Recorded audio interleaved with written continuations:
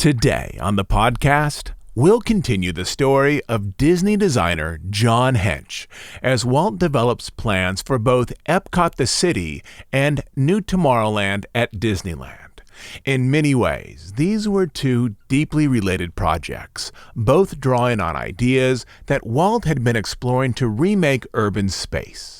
We've been using the life of John Hench for a few months now to explore many projects that moved through WED during the early 1960s, such as the Olympics, the World's Fair, and now Walt City. Over on Bandcamp later this week, I'll post up something unique, all 5 parts on a series focused on Disney animator Dick Huemer. Years ago, we looked at Huemer's life on the podcast, but more recently, I wanted to expand that story with some new interviews recently uncovered, as well as material from letters and other documents. Just as John Hench moved through many key projects at WED, Dick Huemer was connected to many early animation studios in New York and then California.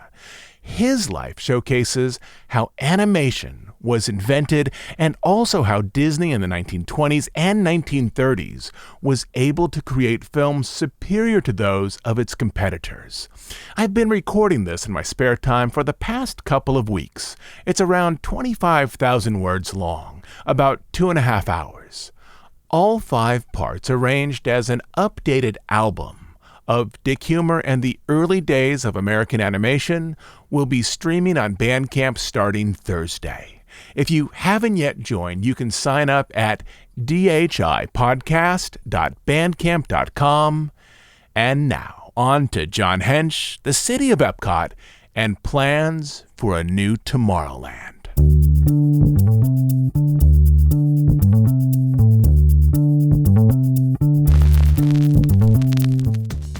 The Book of Hench, Part 11. As the New York World's Fair moved towards its final summer season, Walt continued to focus on how Americans might enjoy better lives in the future. In part, his ideas about future living were directed at the city he wanted to build in Florida, and in part, they were directed at his theme park in California. Though the Disney company had not yet made an official announcement about Walt's intentions to redesign Tomorrowland, Walt, never good with secrets, had already talked about it offhandedly with the press. The two projects in Walt's mind were related. The city would offer a proof of concept of Walt's futuristic ideas in an actual urban setting, while the theme park would present key components such as the Wedway People Mover arranged in displays and as attractions. The timeline, however, for the two projects was vastly different. Disneyland, as it was already built, could absorb some of Walt's new dreams long before they could be configured into a model city. With this, Walt directed some of his ideas about future living toward Disneyland even before he started the formal process of planning a city in Florida. In the early 1960s, Tomorrowland was the least visited section of the park, a themed area ripe for an overhaul. Everyone who worked at the park knew that the walkways in Tomorrowland were typically empty, even when those in Fantasyland were full. Quote, "We measure things in the length of waiting lines around here," John Hench said. "Tomorrowland never gets any lines." Tomorrowland, whose early design was rushed, had been cobbled together in fits and starts after the park opened. Quote, "Tomorrowland was the last thing we attempted to get ready, and it wasn't very well developed," said Hench. Walt had much more to say about the other lands, especially Fantasyland, because that was about the films he had made, a subject he was very interested in. As Walt became increasingly absorbed in city planning and near-future living, he looked to Tomorrowland as a place to explore these new interests on the West Coast, while the Florida city would be the place where he'd explore them in much greater depth on the East Coast. In ways, Walt had been working toward this goal for years, creating a pseudo-city in Tomorrowland even before he realized that he wanted to build a model city on the East Coast. Newer additions such as the all-wake monorail and submarine voyage could remain, but many of the existing corporate displays in Tomorrowland needed to be replaced. On the chopping block were the Art Corner, the Hall of Chemistry, and the Hobby Circle, which was, essentially, an outdoor toy store with a demonstration area for scale model planes and cars. In their place would be a new set of attractions primarily themed on near-future living. At the top of the list was the General Electric Carousel of Progress, arranged in a new theater building, an animatronic show that highlighted future wonders soon to grace the average home. Also on the list was an adaptation of the Wedway ride system used in the Ford Magic Skyway. For months, Walt had tried to convince Ford to sponsor a version of the Magic Skyway at Disneyland, perhaps more focused on the dinosaurs than the cave people. According to Marty Sklar, the WED team went so far as to commission a song from the Sherman Brothers to tempt Henry Ford II into a Disneyland sponsorship. Quote, "Bob and Dick wrote a song called Get the Feel of a Wheel of a Ford," Sklar explained. Walt made the pitch to Henry Ford, but he didn't respond at all. Instead of moving the Ford show to Disneyland, Walt arranged for the massive dinosaur animatronics, the most impressive part of the attraction, to be displayed in a lengthy building alongside the Disneyland Railroad, where the figures could be viewed by guests riding the train. But the more significant element of the Magic Skyway in terms of practical design was the Wedway, a slow-moving transportation system capable of carrying people short distances. Walt wanted to use this system not only in Florida as a new type of elevated light rail, but in California as a practical demonstration as to how the monorail and the Wedway people mover, both electrical systems, might work in tandem. The monorail could carry passengers across an entire city with stations every mile or two, and the people mover, traveling at a much slower pace, could carry people from a monorail station through a neighborhood or business district with stations every other block. Walt himself would later refer to this aspect of Tomorrowland as a practical proving ground for new transportation systems. But even with these ideas configured into a revised Tomorrowland, Walt knew that there would be many areas and attractions left to design. For this job, Walt looked to the artist most associated with this section of the park, John Hench. Walt and Hench explored a few ideas, such as a space-themed roller coaster while the Plaza Inn was still being renovated. But once the Plaza Inn was open, Hench was able to focus more fully on redesigning Tomorrowland. In terms of overall layout, one of the first things that Walt and Hench did was to consider ways to expand the area. Quote, "We moved the railroad track I don't know how many times to make more room," Hench said. "It kept bulging here and another bulge on the other side, and so forth." With this, the redesign of Tomorrowland was not only the creation of an improved space, it was the creation of a larger space as well. By this point in his career, Hench was able to approach the project with a more sophisticated understanding of design than he had possessed in 1954. He considered how attraction areas not only spoke to each other in terms of visual unity, but how attraction areas like an essay or a formal argument worked together to support a design thesis with examples and illustrations. A revised Tomorrowland under this approach was not only a set of experiences and an environment unified by style, it was a presentation of ideas communicated through rides and attractions. Quote, "Part of the mission of Tomorrowland," Hench said, "was to ease apprehension about the future. Walt believed all the trouble in the world came from wrong information, but he thought people could solve their problems once they got the right information. He was willing to provide it."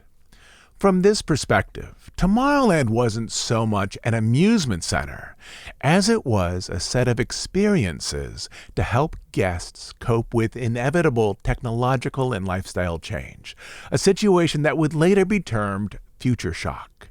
Guests visiting a revised Tomorrowland would, after experiencing the wonders of new technology, ideally anticipate forthcoming change rather than fear it.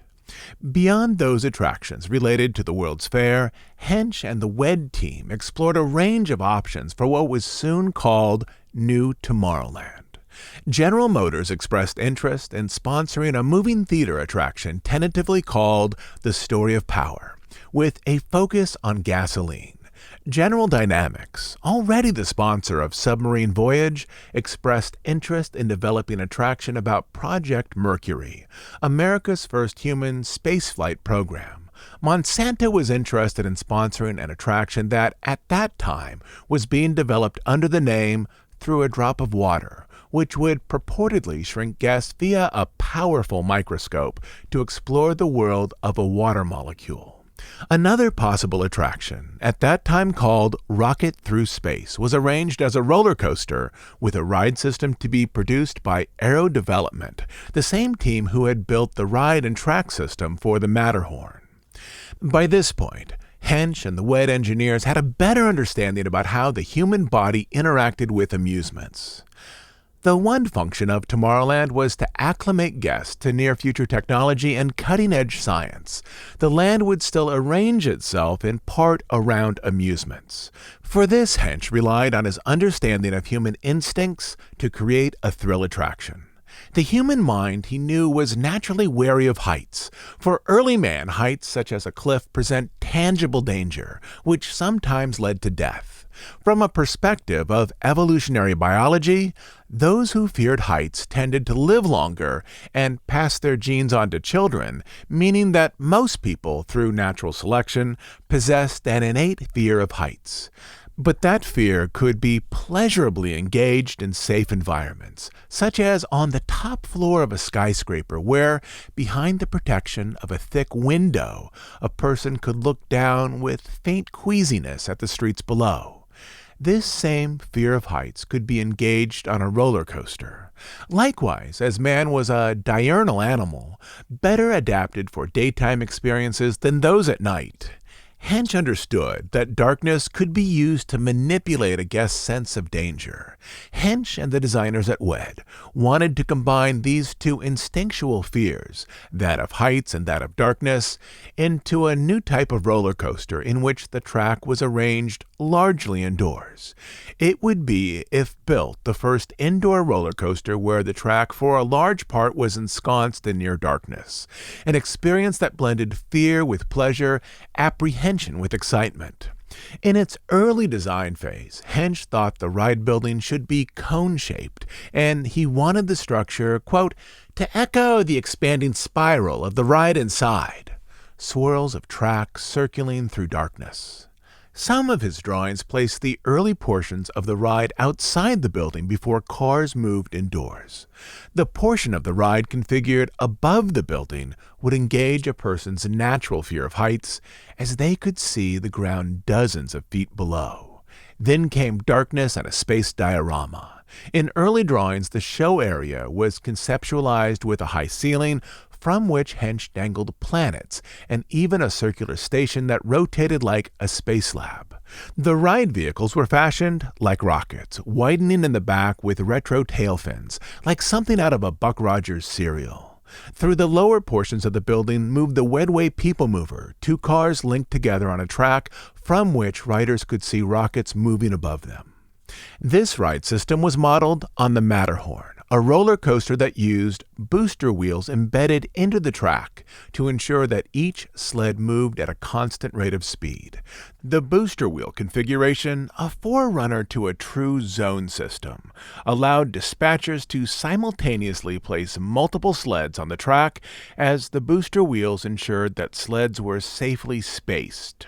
The booster wheels, or energy wheels as they were termed by Aero, caused the vehicles to either scrub speed or accelerate as they passed over them, which created a bumpy ride, but offered a reasonable effect for a sled working its way down an icy mountain. Booster wheels hastily adjusting the speed of each car, however, would destroy the illusion of a smooth flight through space. For the space ride, Hench and his team believed that sensors should be placed on the track rather than booster wheels to ensure that the vehicles remained safely spaced, as the sensors, if necessary, could engage air brakes. But for most ride experiences, with rockets launched at the correct interval, the ride with urethane wheels gliding over tubes of steel would create a silky journey through an artificial recreation of the cosmos. Here was the largest problem facing the development of this ride. The technology didn't yet exist to create a zone system using computer-monitored sensors, though engineers at WED believed this technology would soon be available. Despite Walt's interest in the space roller coaster, it was shelved until technology existed to better support the ride experience. The irony was obvious and a little painful. In a land arranged to present near-future technology and attractions, one attraction would need to wait for another wave of near-future technology before it could be built. But even without the space ride, a ride that a few years later would be called Space Mountain, Hench had plenty to do, overseeing designs for a revised Tomorrowland and also participating on research that would eventually lead to the development of Walt's experimental city. In the fall of 1965, as Bob Foster worked to finalize contracts to unify the Florida parcel, Walt believed that his company would likely make a public announcement at the end of the year to discuss their intentions to build a massive entertainment project in the center of the state. In Orlando, many residents were aware that a single buyer had been purchasing tremendous tracts of land just south of town, with the purchases concealed through a series of shell companies. For months, local reporters had followed the land sales, taking educated guesses as to who might be behind them. Auto manufacturers were a popular guest, as were companies related to the space industry. The Disney name was occasionally mentioned as well. But then, in October, after visiting Disneyland and speaking with Walt Disney at a press event, a reporter for the Orlando Sentinel was convinced that Walt Disney was purchasing the land. In her estimation, Walt simply knew too much about the climate, economics, and road systems in sleepy Central Florida not to be the buyer. The clincher? Walt knew how to correctly pronounce the city name Kissimmee, a word based on a Native American term that Floridians themselves tended to butcher. Following a string of newspaper articles in which the Sentinel announced with certainty that Disney was the mystery buyer, Walt and Roy were forced to move up their public announcement to mid-November, even though they weren't yet ready to discuss their plans with the public. Disney made arrangements with Florida Governor Hayden Burns to hold a joint press conference at the Cherry Plaza Hotel in Orlando. To minimize interactions with the press, Disney booked rooms for the entire traveling party at a different hotel, the Robert Meyer Motor Inn, so that information could be handled through a pre-printed press announcement and from the podium. Quote, "We were sworn to secrecy," explained the president of Meyer Hotels, Roland Mumford. "In fact, I handled the whole thing from Jacksonville." On Monday, November 15th, Walt and the Disney team spent the morning viewing the land they'd recently purchased from the air. For this, Walt was dressed in a sports shirt and loose-fitting yellow sweater. Around noon, Walt prepared for the afternoon press event. He changed into a suit and tie and combed back his hair. Materials distributed to the press shortly before the event explained that the Disney development would have hotels, an entertainment center, and outdoor activities such as golf. The press release was a way to manage the message, as Walt, now 64 years old, tended to shift with an avuncular charm away from the prearranged talking points when speaking to the public. As with many recent press conferences, he would no doubt lay out ideas as they were presently arranged in his mind, offering a clear picture as to how far his plans for the resort and possible city had so far developed. In the Egyptian room, before hundreds of invited guests, Walt sat at the front of the presentation area next to Governor Burns and his brother Roy to discuss the Disney development. Behind them was a hand-painted banner pinned to stage curtains that said, "Florida welcomes Walt Disney." The governor explained that the project, at the time estimated to cost $100 million, would bring in a large number of construction jobs to the state. Once open, the resort itself would create 4,000 positions for locals and increase regional tax revenues by 17%. Walt explained that the Disney project would be bigger and better than the one in California with hotels and a recreation area. Quote, "It's the biggest thing we've ever tackled," he said. Then he explained that in terms of specific details, quote, "At this stage, Governor, it's hard to spell it out. It would be different than Disneyland in California, but, quote, it will be the equivalent of Disneyland, but with many elements reshaped for the Florida site." When asked why he wanted so much land, Walt said he wanted to control the overall vacation experience. In California, his park was encircled by cheap hotels and neon billboards. Disney had no control of the general business atmosphere of streets neighboring his park, but he added, quote, "We get blamed for it." Then he pointed out that this would never happen in Florida. Quote, "Here," he said, "we have plenty of land." Another reason he wanted so much land was to build a city. He explained that this might actually be two cities, as his ideas were still fluid. Quote, "I like new things," he explained, "and I've been storing up ideas for years."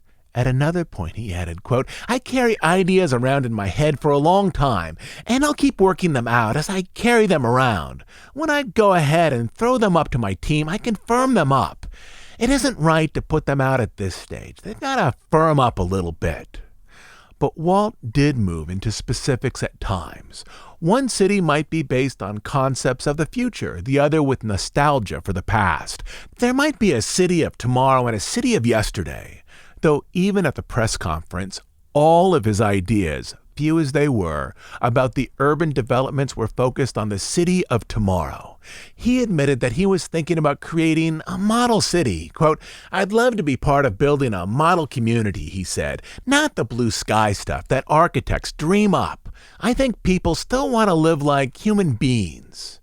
But he was worried that, as at Disneyland, a development focused on the near future might be outdated by the time it was finished. One area of specificity he touched on concerned automobile traffic. Urban space in his futuristic city would be arranged largely as a pedestrian community with advanced public transportation. Another area of specificity was schools. Quote, "I'd love to be part of building a school of tomorrow. It would be a pilot operation for teaching aids that could go out across the country and across the world." When asked if the development would have a jet port, he answered, quote, "I don't want any jets flying over." He explained that he was focused on a high-quality development. Quote, "We feel a responsibility to the public," he said, "to control it, to never let the operation get sloppy." At one point, he suggested that his cities, in part, might be used to house the 4,000 people necessary to manage the resort. Quote, "I might even move to Florida," he suggested. He indicated that the Disney plans would depend ultimately on powers relating to zoning, drainage, roads, civic services, and other concerns typically overseen by state and local governments. Concerns that would be worked out between government officials and Disney lawyers. Quote, "This is a tremendous challenge to us," Walt explained. "We're terrified by the project. Just think, we need $100 million just to get the show on the road." He described the project as, quote, "unique, a labor of love, a personal thing." In the press release was a passage in which Disney explained that the urban development, quote, "would even have industrial parks, residential units, and research facilities." But the printed materials, like the presentation, contained few details about the proposed city or cities. One thing was clear. Concepts for the entertainment center were far more specific than concepts for a Disney-designed city. One reporter opined that many key ideas remained unsorted in Disney's head. When asked if Disney had yet arranged corporate sponsors for the project, Walt explained that they hadn't. Quote, "That's because," he added, "our plans are not yet complete enough to show anything." It would be 18 months, he said, possibly more, before his company was ready to share specific plans. The plans, he indicated, would be large, with a significant development ready whenever the resort opened. Quote, "We can't start small and build on," he said. "People expect too much of us." He said he hoped to have the tourist attractions open within 3 years, but then added, quote, "Don't hold me to it. a note of good humor that also indicated that the press event was nearly over. That night and the following morning, newspapers across the country carried the story of Walt's big announcement. Many reporters noticed an odd dichotomy in the presentation. The governor, who had seen some plans, repeatedly assured the audience that Disney intended to build an amusement center similar to Disneyland, though Walt was more interested in discussing his thoughts on the model city. Walt likely saw coverage of the event while he stayed in Orlando, all of which was extremely positive. But the day after the press event, he drove south of town with his team to tour the property in a few Land Rovers. They rolled over dirt roads and at times open marshes, as the Disney brothers again saw the land where Walt hoped to build a theme park, hotels, a golf course, and a city. Now that the big announcement was over, Walt needed to develop a range of ideas into a unified proposal. Though he'd mentioned two cities at the press event, he quickly moved away from the city of yesterday to focus on the city of tomorrow. To acquire special development and zoning concessions from the Florida legislature, Disney would need to present plans arranged with firm details to government officials. If nothing else, a model city with forward-looking technology would more likely receive concessions than a themed city gesturing to the past. In terms of a practical timeline, Walt had about a year to work out his plans.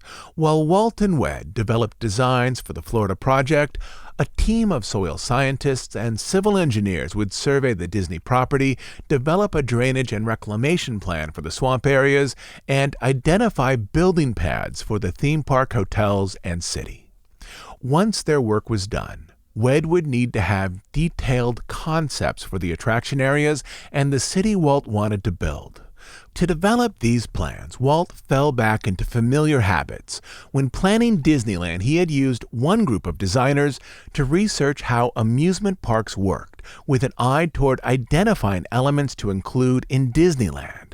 And he used another group of designers to lay out those ideas into a set of plot plans. He followed this same strategy when developing his city, starting with some basic drawings that combined the concepts of a garden city with principles of social design explored by James Rouse. Walt's son-in-law, Ron Miller, recalled the moment when Walt began to talk openly with him about the city he wanted to design in Florida. In Miller's memory, this conversation happened at Disneyland during the winter holidays. Quote, "Down at Disneyland," Miller explained, "Walt goes back to his apartment, takes out a napkin, and starts sketching." The image showed a layout map for a city. Quote, "That's where the city was conceived. He had been thinking of it, but this was the first time he drew it. He was so excited. He had this napkin and he drew this circle, which was going to be the business section. And this was going to be the apartment section. And there it was on a napkin." According to Miller, not long after Disney drew that early concept, he showed it to longtime studio artist Marvin Davis.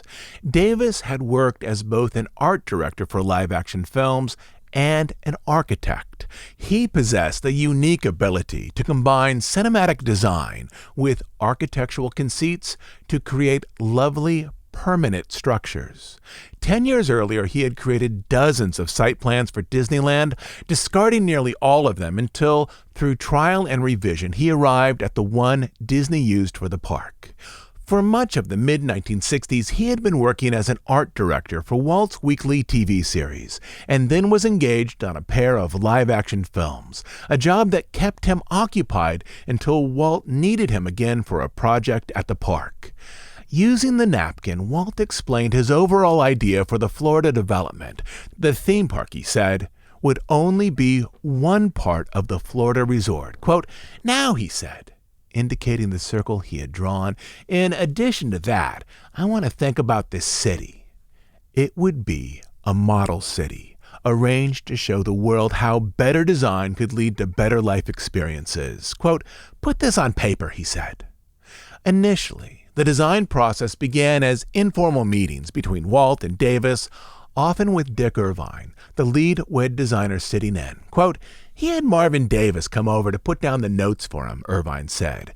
"Every time he'd come over to WED, he'd come over to my office first in the morning and sit down and have a cup of coffee and explain what he wanted." The information early on was loose and focused on large concepts, how a perfect city might be created from scratch. Screen credits suggest that Davis continued work as an art director on Follow Me Boys, even as Walt was growing more interested in the city project. Quote, "I had a little tiny cubicle of an office," Davis said. "They gave me a secretary, and when the two of us were in there, there wasn't any room." Initially, Walt had firm goals for the city. It would use green space, create pedestrian areas, and demonstrate the advantages of near-future living. But how these goals were arranged into specifics was yet to be determined, including even how many people should live there. Though some employees of the Disney Center might be residents, Walt now believed that his city should hold far more than the 4,000 people necessary to run the resort. Quote, "And at the same time, no size was given to it," Davis said. "It varied from 120,000 down to a maximum of 20,000 people living there." One emphasis of the project early on was a practical demonstration of how transportation systems developed or co-developed by Disney, such as the Alweg monorail and the Wedway People Mover, could improve urban environments, essentially interconnecting all of those transportation systems that had already been developed at Disneyland and for the World's Fair. Quote, "Walt was intrigued with solving the problem of having a central communication area and a residential area," Davis said, "and making the whole thing work for the moving of people and traffic in and out." But he also understood this. Quote, "In the back of Walt's mind was the showmanship that he used on everything to make this thing not only a place to live comfortably, but an exciting and entertaining place to live." But conceptual design was only one way for Walt to develop his plans. Beyond his work with Marvin Davis, Walt asked key Disney executives and designers to arrange research trips. These individuals represented a range of experience, from Jack Sayers, who supervised corporate relations at Disneyland, to Joe Potter, who was developing the reclamation plan for the land in Florida, from Roger Brogy, who managed the machine shop, to Joe Fowler, who managed construction. Unlike earlier corporate excursions, in which Disney hoped to secure sponsorships for attractions at his park or at the World's Fair, this set of trips had a different goal: to create research partnerships with companies that had access to cutting-edge technology and proprietary systems. Walt already had access to near-future transportation technology through the Alweg monorail and the Wedway People Mover. But he needed to look beyond transportation to a range of concepts from energy to communications. To do this, the Disney team would reach out to top American companies who maintained research and development labs, from RCA to IBM, for ideas, hopefully, to create a city that officials from around the world might look to as a model of urban design. I'll be back next Sunday with a new episode. And remember, later this week on Bandcamp, all 5 parts will post for the updated and expanded Dick Humor and the early days of American animation. So if you want to explore how studio animation was invented and how Disney beat out other studios in terms of quality, that story starts streaming on Thursday. You can join at dhipodcast.bandcamp.com. I'll also leave a link in the show notes. Until next time, this is Todd James Pierce.